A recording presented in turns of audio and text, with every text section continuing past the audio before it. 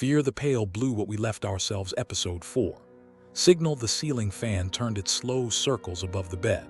The same rotation it had held every night since she'd moved in. 3 blades cutting the same soft arc of air over and over without ever quite cooling the room enough to matter. Outside the window facing Prospect Street, the sky had gone the flat pre-dawn gray that Washington held onto for the better part of an hour before it committed to actual daylight. A gray with no weather in it, no promise of rain or heat, just the color of sky is before anyone's decided what kind of day it's going to be. Renn had been awake since 5:10, lying on top of the covers in yesterday's clothes, which had stopped being unusual sometime after the read-in, and simply was how mornings went now. She didn't get up right away. The phone stayed face up on the nightstand. For the better part of half an hour she lay there and did nothing at all, an inactivity that took its own quiet effort, listening to the building settle around her the way it always did before the neighborhood woke up, a pipe ticking somewhere below the floor as the water heater cycled through its first run of the day, a sound so familiar it registered the way her own breathing registered, present and unremarkable, and not worth turning her head toward. A cardinal worked through its call somewhere in the tree outside, insistent, entirely unbothered by the holiday or by her or by anything except the business of being a cardinal in July, and she let it go on longer than she needed to before she finally sat up. A water glass sat on the nightstand from the night before, filled and mostly untouched, a thin skin of dust already settling on the surface of what was left in it, though she'd poured it less than 12 hours earlier. She didn't drink from it. The glass stayed where it was, on the dresser across the room. A stack of unread mail sat where it had sat for the better part of a week, mostly catalogs and 1 envelope from the building's condo association about the July assessment. Nothing urgent enough to open, and nothing she'd made time for regardless. The apartment held the closeness of a small space that hadn't had its windows opened in days, warm air pooling near the ceiling where the fan couldn't quite reach it, and somewhere in the wall a pipe knocked once, briefly, before going quiet again. The ping came at 5:47, a single low tone from the phone lying face up beside the glass, not urgent by design. Alerts on the channel were built that way on purpose, indistinguishable from anything else that might chime on an ordinary morning, a texted grocery reminder or a calendar notification. Nothing in the sound itself that would tell a stranger this was the only message that mattered. She let it sit for 4 seconds before reaching for it, out of habit rather than reluctance, because she'd learned a long time ago that the first 4 seconds after a ping told her nothing at all, and rushing them never changed that. The assignment was as spare as they'd all been for 3 months running. Document retrieval and verification. Travel to a specified address in Philadelphia. Authenticate a physical package. Sign the primary chain of custody form and countersign a secondary one on site. Return the package to a DC drop point by close of business. No narrative attached to any of it. No context. Nothing that would tell her what the package was or why it needed a body walking it across state lines instead of a locked truck and a driver who didn't ask questions.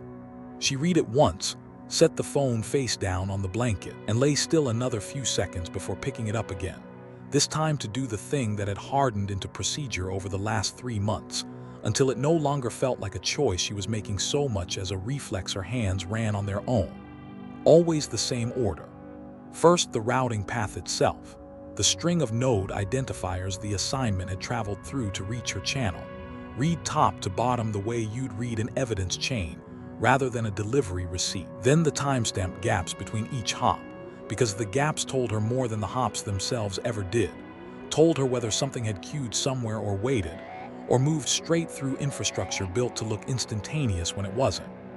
Last, always last, the destination code, the string that told a normal courier which internal desk the authenticated material needed to land on once it came back to DC.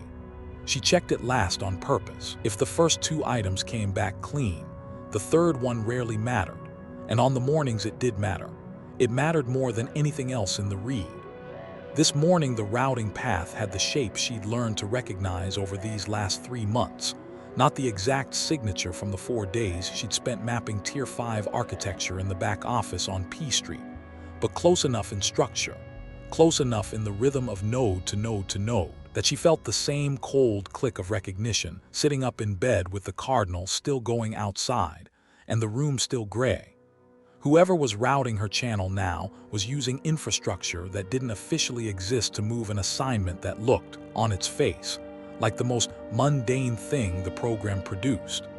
That was the trick of it, and she understood the trick without needing anyone to explain it to her. Nothing about a document retrieval assignment would draw a second look from anyone who wasn't already looking for the seams. And she was, now, always looking for the seams.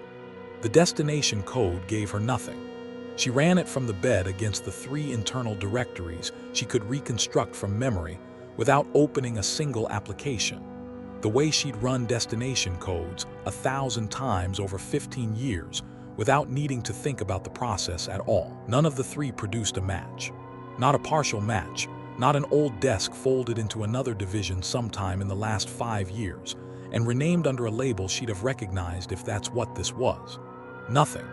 The code simply didn't exist in any system she had access to, which meant either it was new, or it belonged to something that had never been meant to touch any system she had access to at all. She got up, skipping the shower she usually took before a run like this, registering the decision not to without examining it further, the way you register skipping a step in a routine you've done so many times that the skipping itself becomes information. The same clothes she'd slept in rather than a change, pulled a lightweight jacket from the closet, more out of habit than need, given the forecast, and didn't pack a bag, because a document run to Philadelphia and back inside a single day had never once required one, and she wasn't going to start treating this one differently on the surface, even if she was already treating it differently underneath. In the kitchen, she made coffee she wouldn't finish, standing at the counter reading the assignment twice more on the small screen, the mug warming her hand without doing much to warm the rest of her against the quiet of an apartment at 6 in the morning on a day nobody else in the building was getting up for. She finished the coffee cold. The mug sat in the sink, and she looked at it a moment before turning to leave, actually looked at it, the coffee ring already starting to dry against the ceramic, and she left it there unwashed anyway, which she never did, and didn't think anything more about it until she was 3 blocks from the building, and it surfaced again unbidden. The small, unexplained fact of the unwashed mug sitting behind everything else she was carrying that morning. Georgetown at 10 past 6 on the 4th of July had the quiet of a federal neighborhood on a day the federal government wasn't running. No delivery trucks idling outside the coffee shop on Wisconsin. No sound of the renovation crew that had been gutting the townhouse on 33rd Street since April. A single jogger passed her going the other direction, near the corner of Prospect, earbuds in, entirely oblivious to anything but his own pace, and that was the whole of the human traffic between her building and the street. Walt was in the lobby when she came through, not at his desk near the door, but down at the far end by the mail room, holding a metal housing about the size of a shoebox, with a manufacturer's sticker peeling loose at one corner. He'd been the night superintendent of her building for 28 years, long enough that the residents who'd been around a decade or more had stopped thinking of him as staff and started thinking of him as furniture, in the good sense, the sense of something load-bearing and reliable that you only noticed when it wasn't there. "They finally sending you the new blower motor?" she asked, more out of the habit of talking to Walt than any real curiosity about the building's HVAC system. "Sending me somebody else's old one, looks like." He turned the housing over so she could see the sticker better, half peeled, a serial number printed underneath that had clearly been through at least one previous building before this one. "Refurbished, word for used. Happy 4th, Walt. Same to you, you're up early for a holiday. Somebody has to work, always does." He shifted the housing to his other arm and pushed his reading glasses up onto his forehead with 2 fingers, a habit that had nothing to do with actually needing to see anything better, just something his hands did when they had a free moment. He didn't ask her where. 3 years, not once, and she'd stopped noticing that as unusual sometime around her 2nd year in the building, back when the not-tasking had felt like ordinary discretion, and not like the last uncomplicated thing standing between her and everything the day was about to become. "Drive safe. Always do." That was the whole of it, 4 lines each, and then she was through the glass door and out into the morning, and Walt went back to whatever he'd been doing with the blower motor, and neither of them thought anything more about it, because there was nothing in the exchange that asked to be thought about further. He was the last ordinary thing she'd pass for the rest of the day, though she didn't know that yet, standing on the sidewalk fishing her keys out of her jacket pocket, her fingers brushing the inside left pocket on the way past. The flat rectangular shape of the photograph she kept there out of habit, the same automatic check she gave the routing metadata now. She didn't take it out, didn't think about the 3 faces inside it, and kept walking to the car. The routing metadata came up once more before the engine started, and by the time she merged onto 95 north of the city, she'd already been sitting with the shape of it for 20 minutes, turning it the way you turn something in your pocket without taking it out to look at it.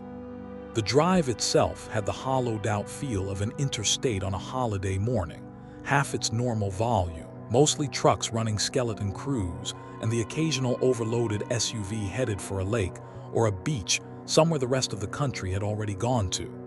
She kept the radio off, which had become its own habit now. Because music filled a channel in her head, she needed clear on mornings like this, and she drove instead with the windows cracked an inch, enough to hear the tire noise change pitch crossing the different pavement sections, concrete to asphalt and back, a texture she'd stopped noticing consciously years ago, and noticed again now for no reason she could name. The work she did on the drive wasn't so different from the work she'd done for 4 days straight in the back office on P Street, except that office had given her a laptop and a closed door, and this morning gave her 90 miles of highway and a windshield. She started with the routing path again, the way she'd read it in bed, and this time she let herself sit with the first question longer than she had at 6 in the morning. Not what the path structure told her, which she already knew, but why an assignment this ordinary on paper needed infrastructure, this deliberately hidden to reach her at all. A courier run for a sealed document didn't usually require routing this careful. Routine assignments moved through routine channels, the same handful of desks and queues she'd worked with for 15 years, boring and traceable and exactly as visible as they were supposed to be. This one had gone out of its way not to be traceable, and going out of its way cost something, took planning, took access most of the program didn't have. She held the question for 6 or 7 miles, past the exit for Laurel, and didn't force an answer. When nothing more came, she set it down, the way she'd trained herself to set things down over the last 3 months rather than worry them, past the point of usefulness. It wasn't a discipline that came naturally to a mind that had spent 15 years assembling fragments exactly like this one into pictures exactly like this as fast as it possibly could, and she felt the old pull to keep pulling at it even as she made herself stop. The destination code came next, running it in her head against 2 more directories she could reach through the backbone suite but hadn't wanted to query from the apartment that morning, because she'd been careful, these last 3 months, about the pattern of her own queries, about not letting anyone watching her access logs see a shape that looked like what it was. Both directories walked through from memory, without actually touching them, an internal rehearsal rather than a search, and came up with the same nothing she'd already found at 6 in the morning. No desk, no division, nothing that read as a renamed remnant of something that used to exist under a different string. She thought instead about what it would take for a destination code to be invisible from her level entirely, not simply obscure but structurally unreachable, and that question sat with her past Baltimore, the skyline flat and hazy and indifferent off to the left, the harbor visible in flashes between overpasses, without resolving into anything she could use yet. A billboard for a personal injury lawyer went by twice in the space of 40 miles. The same face and the same 800 number on 2 different boards a county apart, and she noticed it both times without paying it much mind. A detail her mind logged automatically and discarded just as automatically. A silver sedan she'd been riding behind since somewhere south of Baltimore finally peeled off at a rest stop exit she'd already passed 20 minutes earlier, and she registered that too, mildly, the small texture of a highway morning that had nothing to do with anything she was actually thinking about. She crossed into Delaware a little before 8. the Delaware River running gray and wide beside the highway, and let the two pieces sit next to each other for the first time. The routing path structure and the destination code's absence, without forcing them into a conclusion. That was as far as the drive up would take her. She got off 95 at the exit for 676 a little before 9, working north around downtown rather than through it, avoiding the worst of the tourist traffic already pooling near Independence Hall for the noon ceremony. Crowds forming early behind barricades to watch men in costume read a document out loud that most of them could have recited from memory in school. Kensington on the 4th of July looked like Kensington on any other Thursday, which she understood, driving through it, to be exactly the point of choosing this neighborhood for an authentication site. Row houses ran in continuous brick lines down Somerset Street, window units dripping onto the sidewalk below them, a few porches flying flags that had nothing performative about them, flags that had gone up some other year for some other reason, and simply never come back down. The L ran overhead on Kensington Avenue on its elevated track, and a train went past as she idled at the light on Frankfurt, throwing a long rattling shadow the length of the block before it cleared, and the ordinary daylight came back. A corner store on the near side had its security gate half raised, a hand-lettered sign taped to the inside of the glass advertising phone cards and scratch-off tickets in 2 languages, and an older man sat outside on a folding aluminum chair with a small radio playing something in Spanish at a volume too low to make out the words, not paying the street any attention at all. 2 doors down, a woman swept her stoop with the unhurried thoroughness of someone with nowhere else to be that morning, the broom's bristles scraping grit into a neat pile she'd probably leave for the wind to take care of. Further along, a man in coveralls worked under the hood of a car parked half on the sidewalk, a portable radio balanced on the fender playing a different station than the one outside the corner store, the 2 signals overlapping for a stretch of pavement in between where neither one won out clearly. Somebody had strung a line of small flags, the kind sold in bulk at drugstores this time of year, from a second-floor window to a lamppost across the street, and they hung motionless in air too still to move them. She parked 2 blocks from the assignment address, on a residential stretch where a kid's bicycle lay on its side in a yard the size of a parking space, front wheel still spinning slightly, enough that she'd clearly just missed whoever had been riding it moments before, and walked the rest of the way with her hands in her jacket pockets and her eyes doing the sweep they did without her deciding to anymore. Doorways, parked cars, upper windows, nothing that read as wrong, nothing that read as anything at all. A window unit dripped steadily onto the pavement outside one house, leaving a dark stain that had clearly been there for years, re-wetted every summer in the same spot. The building was narrow, 3 stories of the same brick as everything around it. Ground floor commercial space with the windows painted black from the inside. A door that had been repainted so many times over so many years, the hinges no longer quite matched the frame they were set into. No sign anywhere on the front. A single buzzer beside the door with no label, no name, no unit number, nothing that would tell a stranger walking past that anyone answered it at all. She buzzed once and stood back from the door to wait, and the wait ran longer than it should have. 30 seconds by her own count, long enough that she used the time the way she used any dead 30 seconds on an assignment, reading the block behind her rather than the door in front of her. A city bus went by 2 streets over, audible more than visible. A screen door slapped shut somewhere down the block. The paint on the door in front of her had gone through enough layers that she could see the ghost of at least 2 earlier colors bleeding through at the edges where the most recent coat had thinned, green under red under the current flat black, and she was still looking at the paint when the lock finally turned from the inside. The man who let her in was someone she'd never seen before in 15 years and understood, the moment she saw him, that she would never see again. That was standard at this level, had always been standard. No name given and none asked. Faces that existed for the length of a single transaction and then didn't exist for her anymore. Younger than she expected for work like this, 30 at the outside, with a nervous habit of tapping 2 fingers against his own thigh between tasks that she filed and forgot within the same minute, useless information the moment the door closed behind her. He checked her credentials against a handheld reader that took longer to process than the readers she was used to. 5 full seconds instead of 1. Long enough that she noticed the delay, and filed it away too, without comment. The way she filed everything now that didn't fit cleanly and couldn't be resolved on the spot. The room behind the painted black windows was bare except for a folding table and 2 chairs pushed against the wall, chairs that looked like they'd never once been sat in, the vinyl seats still holding the faint sheen of something recently unwrapped. A locked cabinet stood against the back wall with a keypad instead of a key, an upgrade that told her, on its own, how seriously whoever ran this location took the contents, even if nothing else about the room suggested any care at all. He produced the package from the cabinet, closing it again before she got any real look at what else might be inside, and set it on the folding table between them. The case itself was matte gray, diplomatic dimensions, a weight in her hands like a ream of paper stacked 2 deep, unremarkable in every way from the hundreds of authenticated packages she'd carried over the years.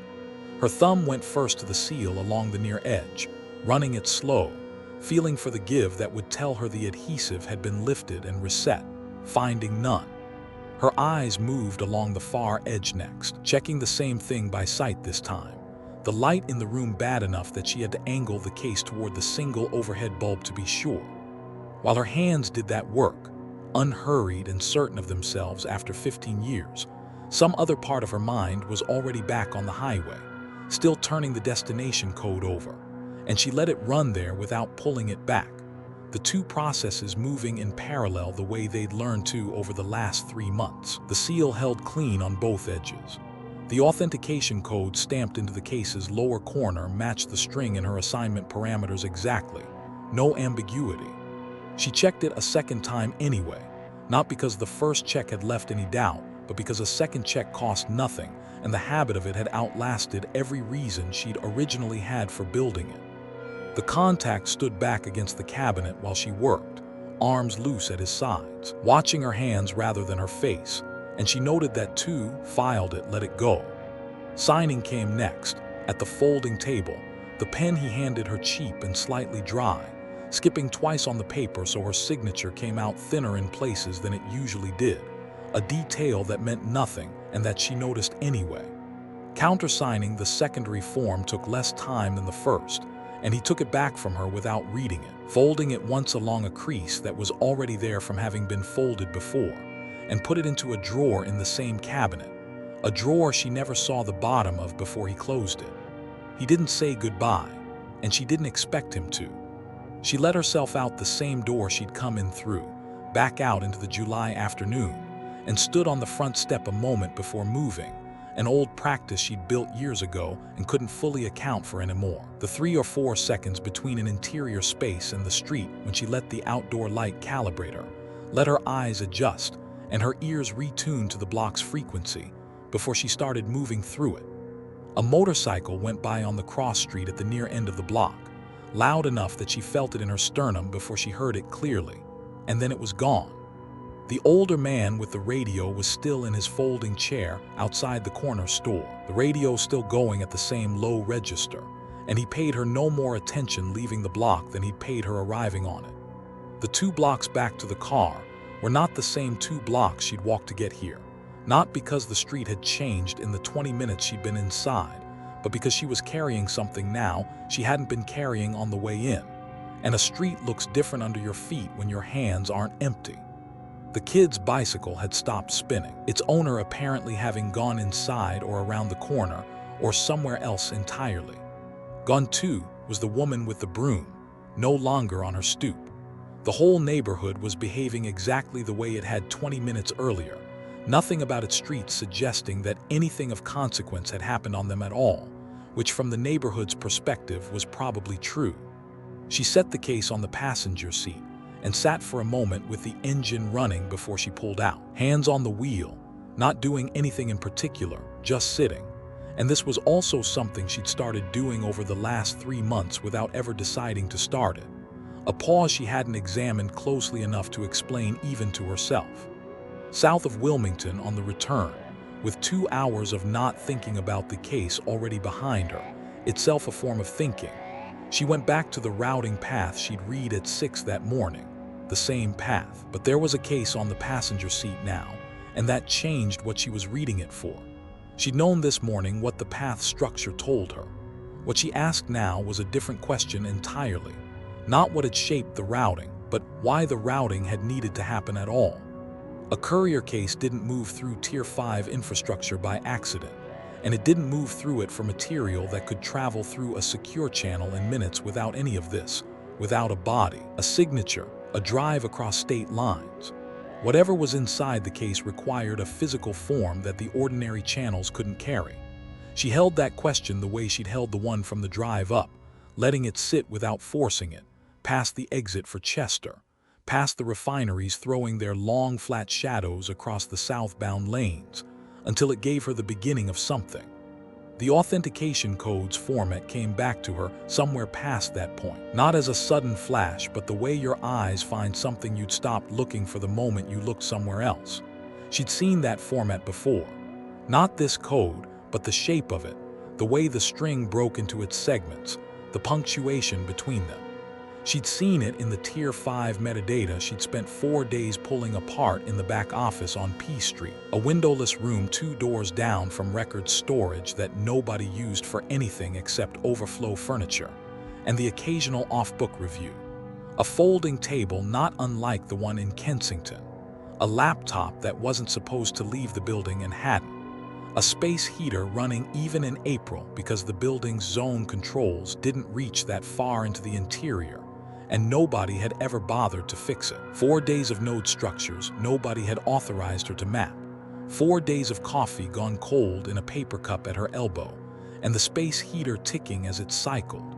4 days that had left her with a headache behind her right eye that hadn't fully gone away for a week afterward. A dull pressure she'd noticed most standing in the shower each morning with her eyes closed against the water. She remembered the format the way she remembered the room, not because either one had announced itself as important at the time, but because her mind had filed both without being asked to, the way it filed everything now. The recognition arrived complete once it arrived at all, no partial version of it, the way a name you've been trying to place suddenly attaches itself to the right face. The destination code came next, the one she'd run against 3 directories at the apartment and 2 more on the drive up and found nowhere in either pass. She turned the question differently this time. Not where does this code point, but what kind of internal designation would need to be invisible from her clearance level entirely, not simply obscure or archived or folded into some other division, but structurally unreachable by design. Invisibility like that wasn't an accident of bureaucracy. It was a decision someone had made, and the only reason to make that decision about a destination code was if the material moving toward it wasn't meant to exist inside any system her level could see, not now, maybe not ever. Next to each other, that's where she let the 3 pieces sit. This routing path, this code format, this untraceable destination, alongside the case beside her, and the courier run behind her and her own clearance level, and the read-in 3 months earlier that had put her at this level in the first place. A name didn't come right away. She let the shape of it exist unlabeled for a mile or 2, the way she'd learned to over the last 3 months, resisting the old instinct to close the loop the second she had enough pieces to close it.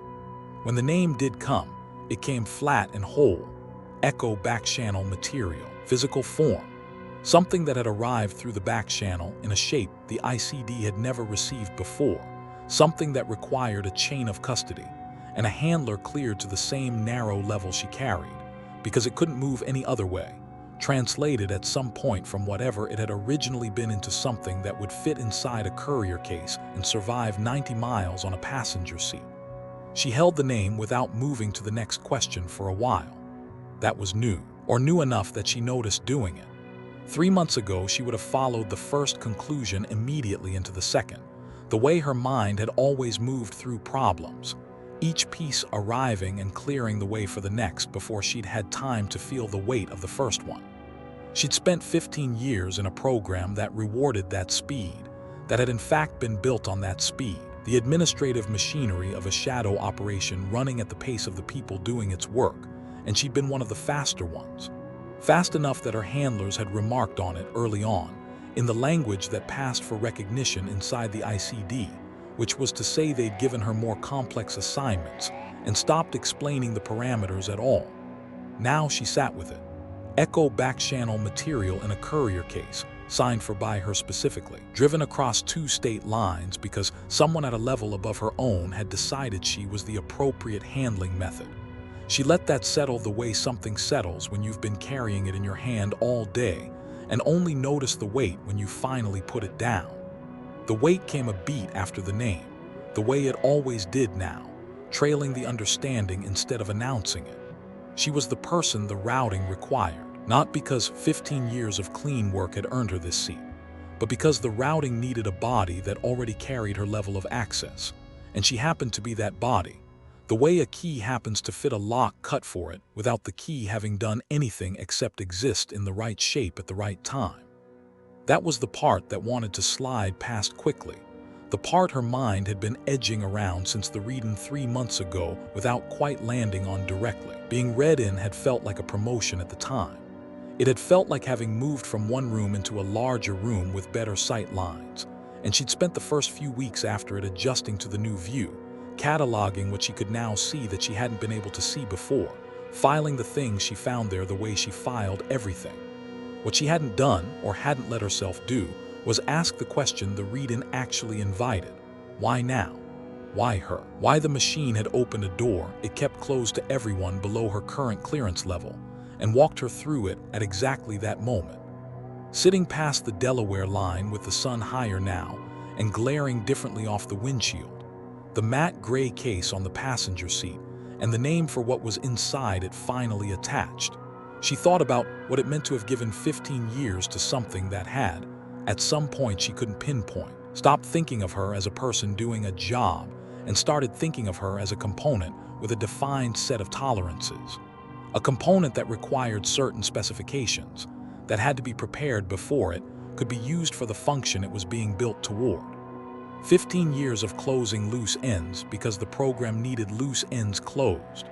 And now this, because the program needed her exact clearance walked physically from one city to another, and both of those were the same relationship looked at from 2 different distances.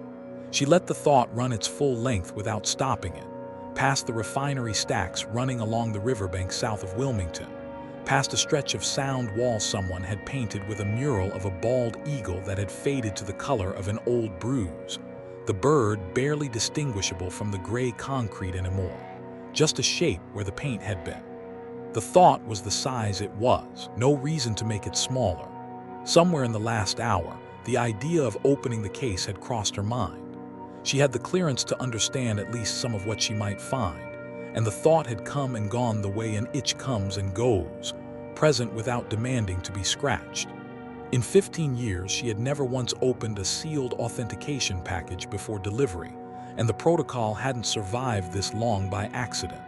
It survived because it worked, because a body-carrying material it hadn't looked at was harder to compromise than a body-carrying material it had. And she wasn't going to break 15 years of that discipline on the shoulder of 95 outside Wilmington, with a Delaware State Trooper's cruiser sitting in the median a quarter mile back, radar gun angled at the northbound lanes, entirely uninterested in her. She held the case in her peripheral vision the rest of the way and didn't touch it again, except to lift it once briefly, when she thought it had slid too close to the door. Back in D.C. a little before 2, with the case still riding untouched on the passenger seat, she pulled into a parking garage on K Street she'd used before for pauses exactly like this one, and took the stairwell instead of the elevator because the stairwell had worse cell reception, which meant fewer people used it, which meant it was as private as anywhere she could find on short notice. She ran a single query through the Backbone suite from her phone, standing on the landing between the 3rd and 4th levels with the concrete throwing her own breathing back at her louder than it should have been. A car alarm somewhere below cycling through its pattern for the 3rd or 4th time without anyone coming to silence it. A door slammed 2 levels down. A woman's voice called something to someone she couldn't see, and then the stairwell went quiet again except for the alarm and her own breathing and the small electronic sounds of the query loading. She'd been checking the Tier 5 index on and off since finishing the 4-day mapping work, mostly finding the pattern sitting quiet the way these things sit quiet between bursts. Nothing new for 2 weeks running until today. Today, there was a second cluster she hadn't seen before. Different node architecture from the structure she'd already traced. Different routing characteristics, a different rhythm to the timestamps, spaced further apart, suggesting either more caution or less urgency, and she couldn't tell which. It touched a set of records that didn't overlap, as far as she could tell from a stairwell with 2 bars of signal and a car alarm still going, with anything in the pattern she'd already mapped. 2 more passes through the comparison, timestamps on both clusters side by side on a screen too small for the amount of information she was trying to hold in her head at once, looking for any point where the 2 structures touched the same record or the same node, any seam that would tell her these were branches of one thing rather than 2 separate things running in parallel without either knowing about the other. Nothing. That didn't mean it wasn't there. It meant she didn't have it yet, standing in a stairwell with a car alarm going and a delivery still in the trunk of her thinking that she hadn't finished processing. She filed it where she filed everything now that didn't belong in the drawer and couldn't yet be acted on. The watching place, the surface just under the drawer where she kept things she was actively tracking rather than things she'd set aside for good. 4 things there now, where a week ago there had been 3, and she didn't like the rate at which that number was climbing, though she made herself finish the thought calmly before she put the phone away and went back down the stairs to the car. The drop point was a loading dock behind a nondescript office building off New York Avenue, a location she'd used a dozen times for routine authenticated deliveries without ever thinking twice about it. The dock sat half in shadow at this hour, the loading bay door up just enough to let a person through without lifting it the rest of the way, a folding hand truck parked against the wall that hadn't moved from one visit to the next as far as she could tell. A man in a maintenance uniform who was not, in any sense she could verify, actual maintenance staff took the case from her without a word of exchange. No signature requested, nothing handed back in return, and that was the whole of it.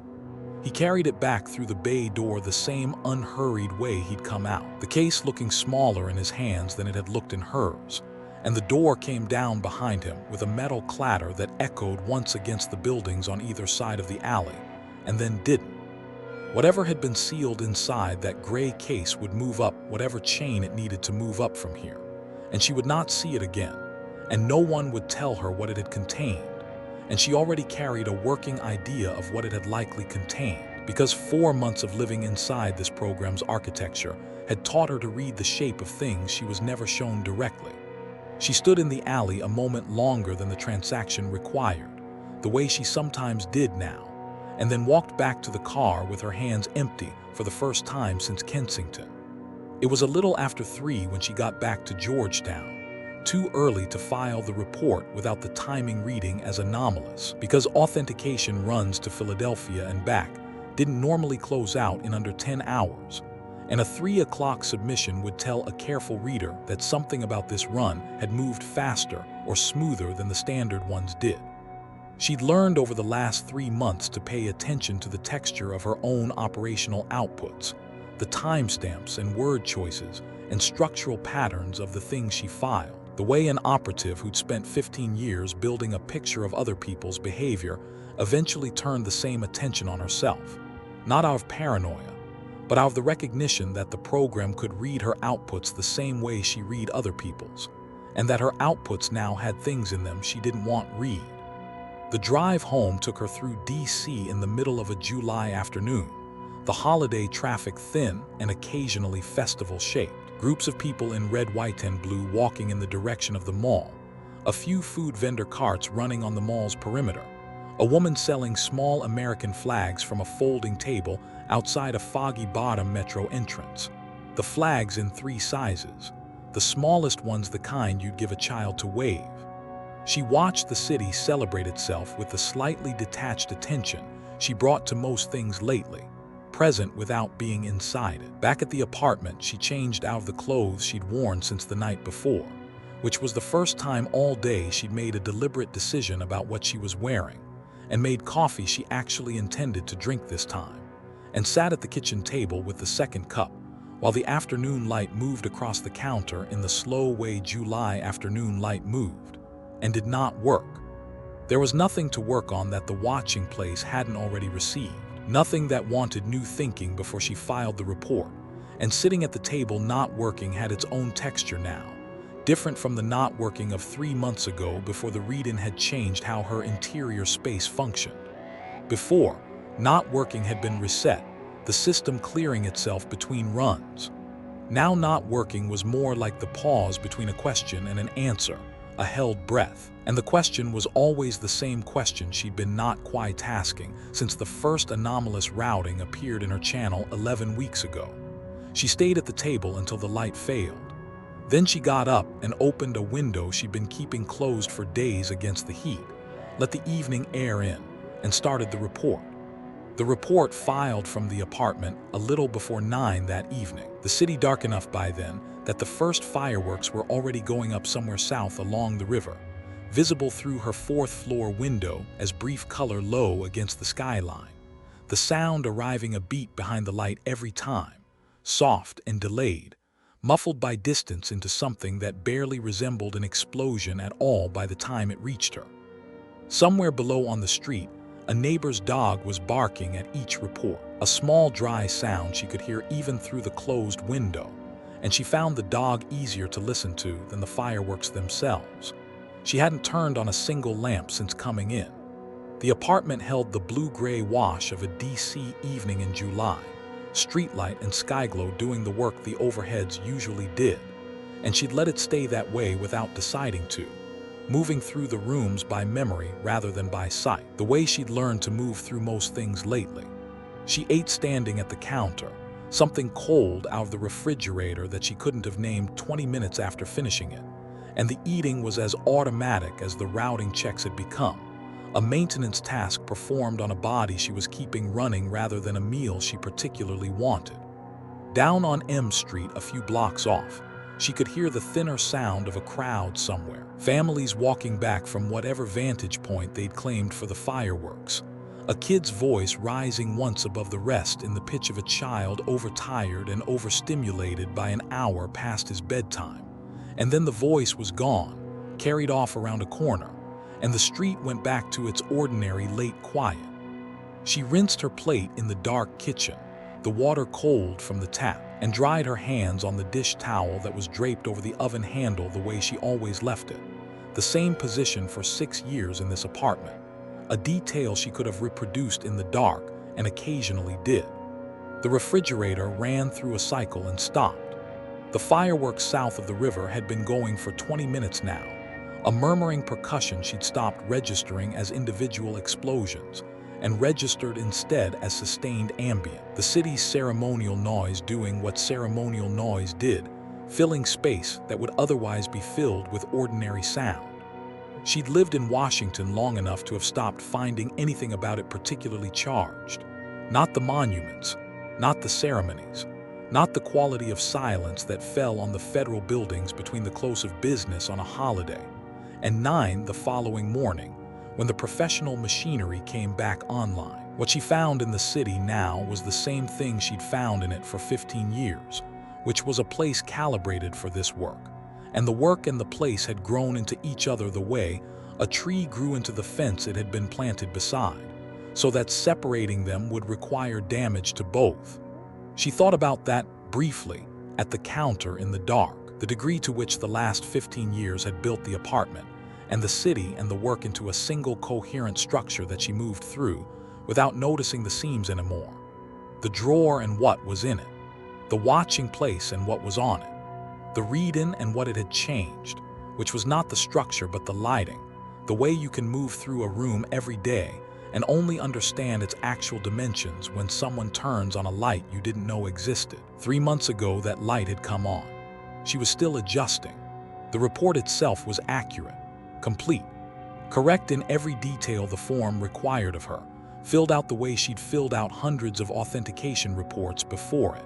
Nothing in the language or the structure that would tell anyone reading it that the person who filed it had spent the drive back from Philadelphia assembling a theory about echo material and physical translation, and the requirements of her own clearance. Neither the inferred contents nor the second cluster from the K Street stairwell went into the report, both sitting in the watching place with everything else she hadn't decided what to do with yet.